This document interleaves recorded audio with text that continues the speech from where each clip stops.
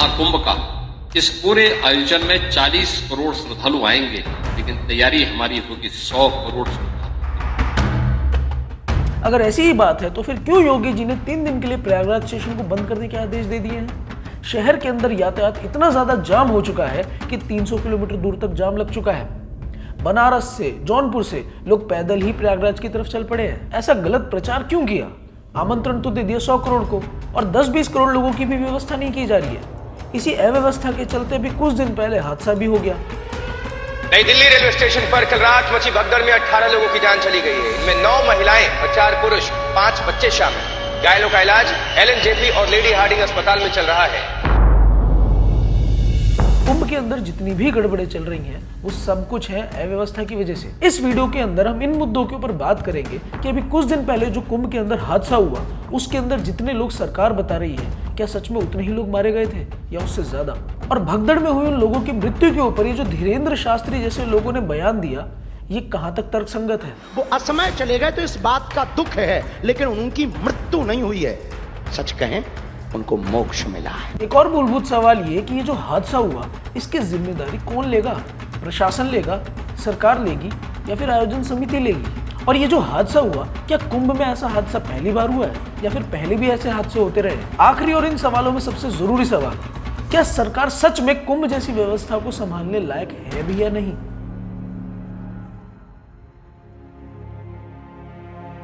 ये तो आप सब जानते ही होंगे कि प्रयागराज के अंदर मौनी अमावस्या के दिन यानी कि 29 जनवरी के दिन जो भगदड़ हुई थी, उसमें कई लोगों की मृत्यु हो गई थी और कई लोग भगदड़ में घायल भी हुए।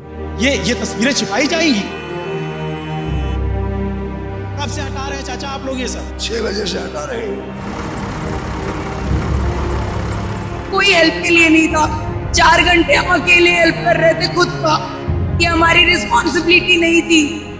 यहाँ पे 6 लोग मरे हैं मेरे दुकान में, उसकी रिस्पॉन्सिबिलिटी कौन ले रहा है? लेकिन अगर योगी जी ने 100 करोड़ लोगों का इंतजाम कर रखा था और 29 जनवरी तक केवल 27.58 करोड़ लोग ही स्नान करने आए थे, तो फिर ये हादसा हो कैसे गया?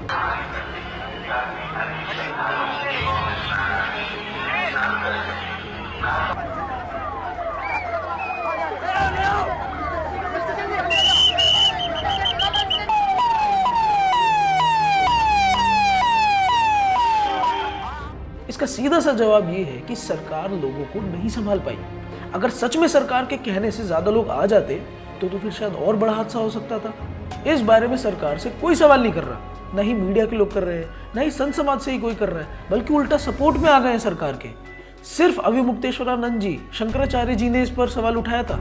आपने आश्वासन दिया था, आपने प्रचार किया था, आपने निमंत्रण पत्र बांटे थे, आपने कहा था कि 40 करोड़ लोग आने वाले हैं, 100 करोड़ की मैं व्यवस्था कर रहा हूँ।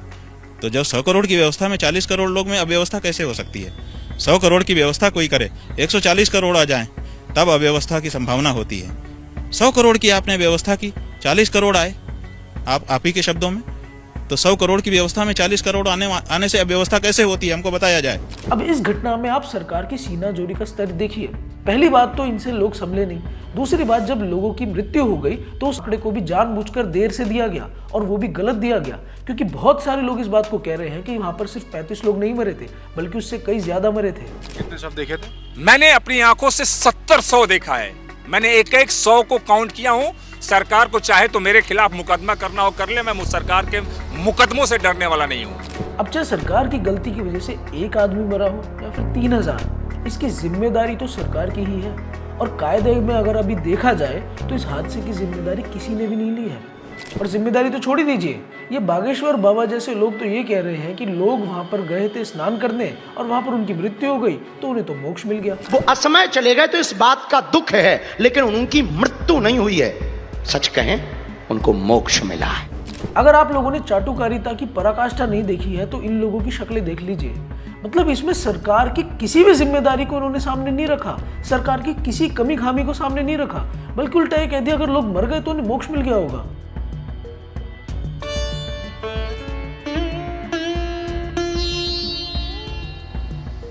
अगर मोक्ष मिलने की बात को भी देखा जाए तो उस तर्क के हिसाब से भी इनकी बात बिल्कुल वाहियात है।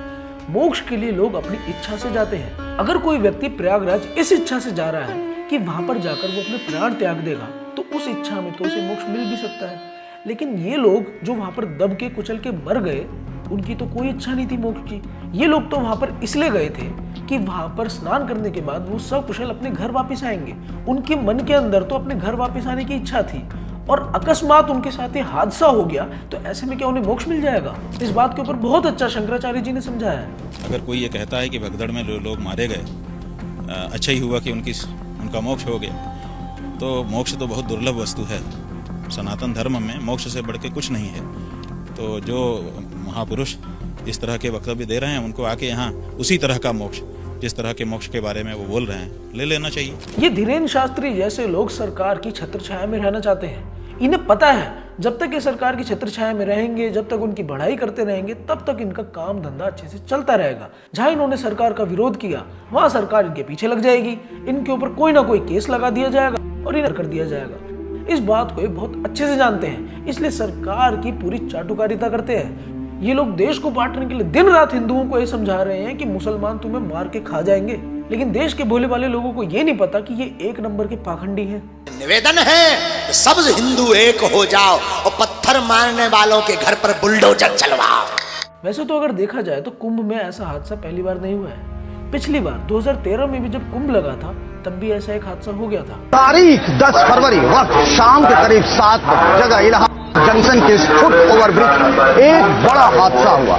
10 फरवरी को इलाहाबाद स्टेशन पर मची भगदड़ में जख्मी 2 और लोगों की इलाज के दौरान मौत हो गई है। उस समय उत्तर प्रदेश के अंदर अखिलेश यादव की सरकार थी और कुंभ मेले का आयोजन आजम खान को दिया गया था। कुंभ के दौरान उस समय प्रयागराज के रेलवे स्टेशन पर भगदड़ मच गई थी, जिसके अंदर 36 लोगों की मृत्यु हो गई थी। The holiest day of the Mahakumbh in Allahabad was marred by tragedy as a stampede broke out at the Allahabad railway station last night, leaving over 36 people feared dead. तब इस हादसे की जिम्मेदारी आजम खान ने ली थी, जबकि हादसा मेला परिसर में नहीं हुआ था, प्रयागराज रेलवे स्टेशन पर हुआ था। तब भी जिम्मेदारी लेते हुए उन्होंने प्रभारी के पद से इस्तीफा दे दिया था। कल के हादसे ने मुझे बहुत आहत किया है और मैं अपनी अखलाकी जिम्मेदारी समझते हुए मिली के अध्यक्ष पद से इस्तीफा दे रहा हूं। मैं यहाँ पर समाजवादी पार्टी या फिर अखिलेश यादव का कोई समर्थक नहीं हूँ, लेकिन बात जब जिम्मेदारी लेने की है, तब एक आदमी को अपने अंदर की मानवता दिखाते हुए जिम्मेदारी लेनी पड़ती है। अगर उसके अंदर सच में पौरुष जिंदा है, तो उसको जिम्मेदारी लेनी पड़ती है। जैसे इस साल 2025 में जो हादसा हुआ, इसकी जिम्मेदारी अभी तक किसी ने नहीं ली है, और मुझे पक्का पता है आगे भी अगर इसकी जिम्मेदारी ली जाएगी, तो जरूर इसकी जिम्मेदारी प्रशासन या पुलिस के ऊपर ही डाल दी जाएगी। सरकार इसकी जिम्मेदारी नहीं लेगी। गलती करके उसकी जिम्मेदारी न लेना कायर लोगों का काम होता है। जो गलती करके अपनी जिम्मेदारी ले ले, उसके लिए पौरुष चाहिए। लेकिन यहाँ पर अब एक बहुत जरूरी बात आती है, क्या सच में हमारी देश की सरकारें, सिर्फ ये सरकार नहीं, सारी सरकारें कुंभ की व्यवस्था संभालने के काबिल भी हैं या नहीं? पहले भी कुंभ हुआ करते थे, हमारे देश में प्राचीन काल से कुंभ होता आ रहा है, और हमेशा से तो ऐसी डेमोक्रेसी वाली सरकारें रही नहीं है। लोगों के द्वारा चुनी गई ये जो डेमोक्रेटिक सरकार है, ये तो अभी पिछले 76 साल से ही हुई है। इससे पहले तो हमारे देश में राजाओं का शासन था, तब भी कुंभ हुआ करते थे। तब कुंभ कैसे हुआ करते थे? तब भी क्या राजा कुंभ की व्यवस्था लिया करते थे?